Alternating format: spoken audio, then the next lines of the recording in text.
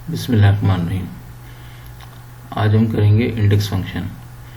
Index function करता ये है कि किसी भी पर्टिकुलर नंबर से आपको किसी कॉलम का डेटा रिटर्न करता है। फॉर एग्ज़ाम्पल, अगर मैं आपको बताऊं कि जी ये हमारे पास डेटा है कुछ स्टूडेंट्स का, जिसमें कुछ सब्जेक्ट्स के मार्क्स लिखे हुए हैं, और अगर हम अपनी आसानी के लिए यहाँ पे सीरियल नंबर्स भी ऐड कर लें तो क्या होगा कि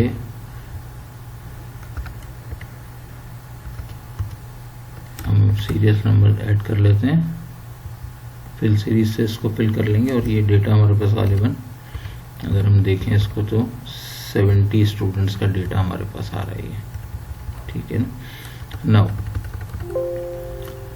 अब अगर हम देखें इसको यहाँ पे इंडेक्स लगा के हम चाहते हैं कि जी पर्टिकुलर सीरियल नंबर का या किसी आईडी का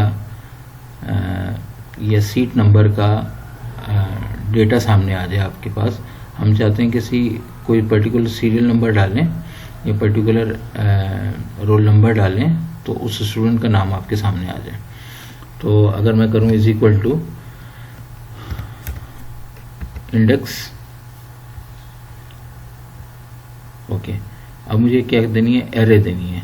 अच्छा, मुझे क्या चाहिए, स्टूडेंट्स के नेम चाहिए, तो मैं सिर्फ स्टूडेंट्स का नेम का कॉलम जो है वो यहाँ तक जो है इसको सेलेक्ट कर लूँगा, और फिर हमें क्या देना है, लुकअप सेल देना है कि हमें कॉमा लगा देंगे उसके बाद, और लुकअप सेल इसमें हम सीरियल नंबर डालें तो पर्टिकुलर स्टूडेंट का नाम आ जाए।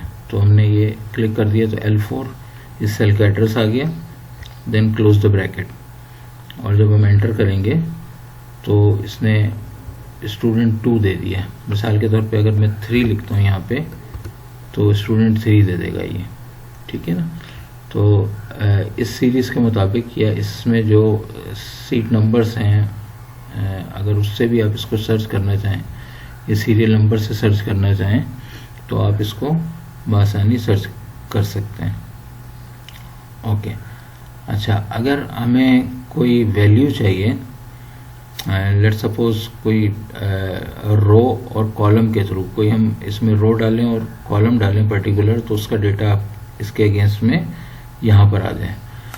हाँ, मिसाल के तौर पे अगर मैं इस पर अप्लाई करूँ इज इक्वल टू इंडेक्स, और इसको मैं पूरा डेटा दे दूं,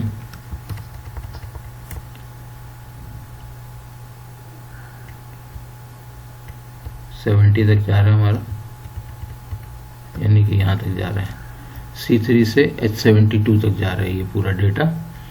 तो अब मैं इसको जब लुकअप वैल्यू दूंगा, कॉमा, यानी मुझे रो बता दे, तो ये मेरी रो हो गई, कॉमा, और कॉलम वैल्यू मुझे बता दें, इसमें मैं कॉलम वैल्यू पुट करूँगा, ब्रैकेट क्लोज करता हूँ, एंटर करता हूँ तो वैल्यू नहीं देता।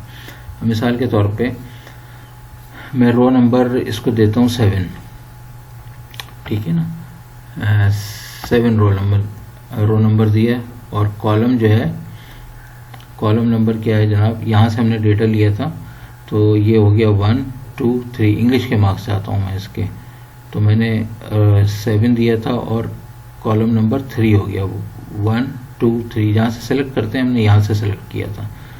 तो 7 का मैं अगर दूँ इसको तो तीसरा कॉलम है हमारा, तो जब मैं एंटर करूँगा तो 90 मार्क्स ने इंग्लिश के रिटर्न कर दिए। ठीक है ना। तो आप थ्रू रो और कॉलम भी जो है इसको डेटा को सर्च करा सकते हैं। ओके। अगर पर्टिकुलर मैं आपसे कहूँ कि जी हिस्ट्री के चाहिए, ये वाले मुझे मार्क्स चाहिए 66, तो ये हमारी रो 4 हो जाएगी और कॉलम हमारा क्या हो जाएगा, 1 2 3 4 5 6। तो रो हमारी 3 थी और कॉलम हमारा 6 था, तो इसको क्या रिटर्न करना चाहिए, 94। तो एंटर करते हैं तो इट्स बिकम करेक्ट आंसर। इसी तरह से अगर हम इंडेक्स लगा रहे हैं लेकिन अगर हम उसको नेम मैनेजर के थ्रू भी कर सकते हैं हम, कि मिसाल के तौर पे अगर मैंने इसको आपको पहले भी पता होगा कि नेम मैनेजर क्या है, कि मिसाल के तौर पे मैं इसको इस पूरी डेटा रेंज को कोई नेम देना चाहता हूँ, तो मैं यहाँ सिंपली कुछ भी लिख सकता हूँ, इसको नाम देता हूँ इस रेंज को स्टूडेंट अंडरस्कोर डेटा और एंटर कर दूँ। तो ये जो पूरी रेंज है ये मेरी स्टूडेंट अंडरस्कोर से सेलेक्ट हो गई। अब फॉर एग्जांपल मैं अगर इसमें लगाऊं formula is equal to index और इज इक्वल टू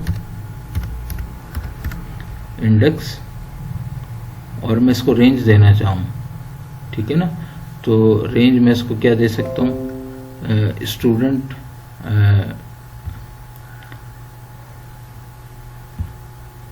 मैं इसको रेंज देना चाहूँ स्टूडेंट,